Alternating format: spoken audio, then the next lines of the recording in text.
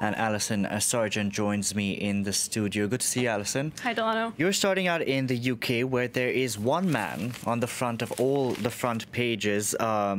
He's a businessman, Sir Philip Green, the owner of the retail giant Topshop, and he's the latest to be revealed in the Me Too scandal over in the country. Exactly, and he very nearly avoided getting revealed. He nearly stayed anonymous. Delano, I actually want to start by showing you the Daily Telegraph newspaper from this Tuesday. They published allegations against Green without giving his name, calling it the Me Too scandal, which cannot be revealed. Now, the reason it couldn't be revealed earlier this week was because the courts had issued an injunction preventing the Daily Telegraph from revealing Green's name and identity. This was due to a non-disclosure agreements that were signed by the employees who are making these allegations against Green of sexual harassment and racial abuse.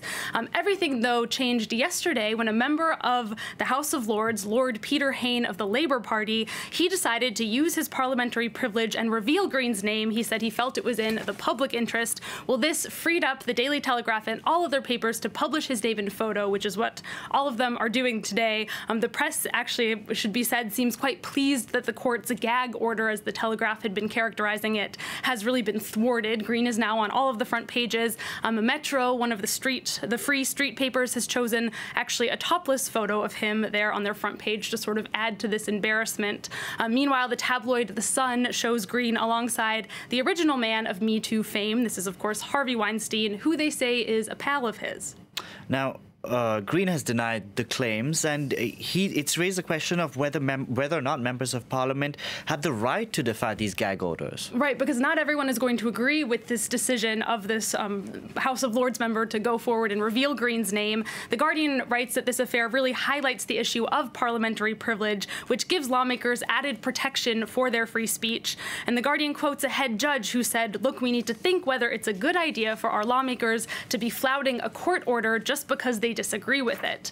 Another interesting issue raised in this case is the question of non-disclosure agreements. And there's a lawyer writing for The Independent today who says, who makes a case that non-disclosure agreements should really be done away with for good. For one thing, this writer says they clearly don't help any of these stories keep quiet, as we've seen not only with this latest Green case, but also in the case of Trump and the Stormy Daniels allegations, which are another good example. Okay, you're switching focus to Brazil next, and the country there is gearing up for presidential elections, a runoff rather, this Sunday.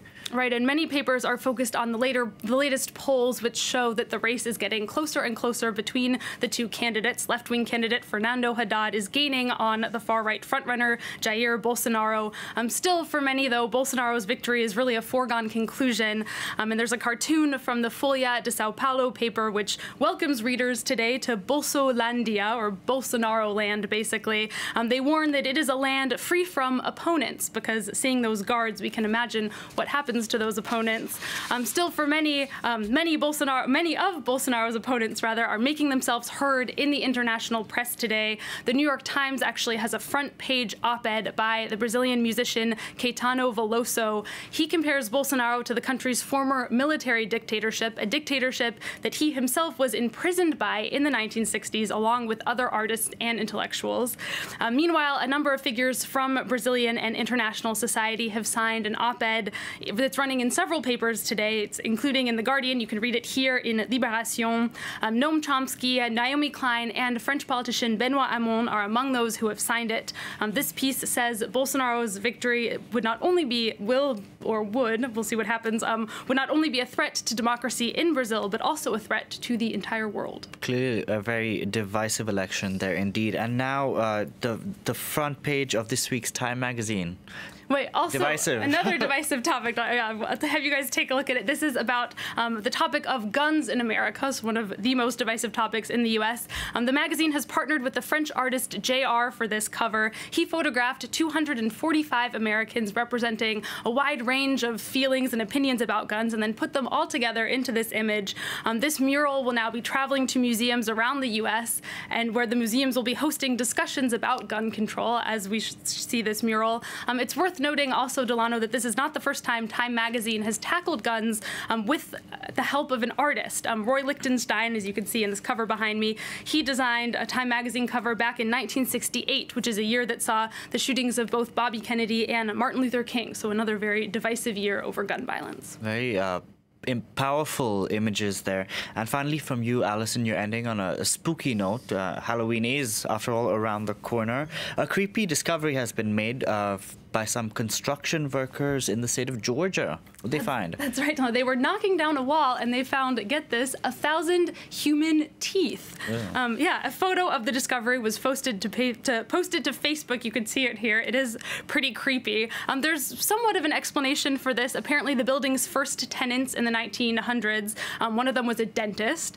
Although I would say that still doesn't explain why this dentist was collecting all of the teeth he allegedly pulled out and stuffing them into a wall. Even crazier, it's the third time such a discovery has been made in Georgia. Every time the teeth have been found in buildings that were formerly used by dentists. So it seems to have been some sort of 19th century dental practice. Maybe the teeth ward off evil spirits or something. I didn't know dentists kept the teeth. I know, now ask your dentist next time you go. It's like a barber collecting all the hair that they cut. It's gross. That's really gross. I know. Alison, thank you very much for that. Alison Sargent there with a look at the day's papers. You can check out other editions of our press review on our website. It's France24.com.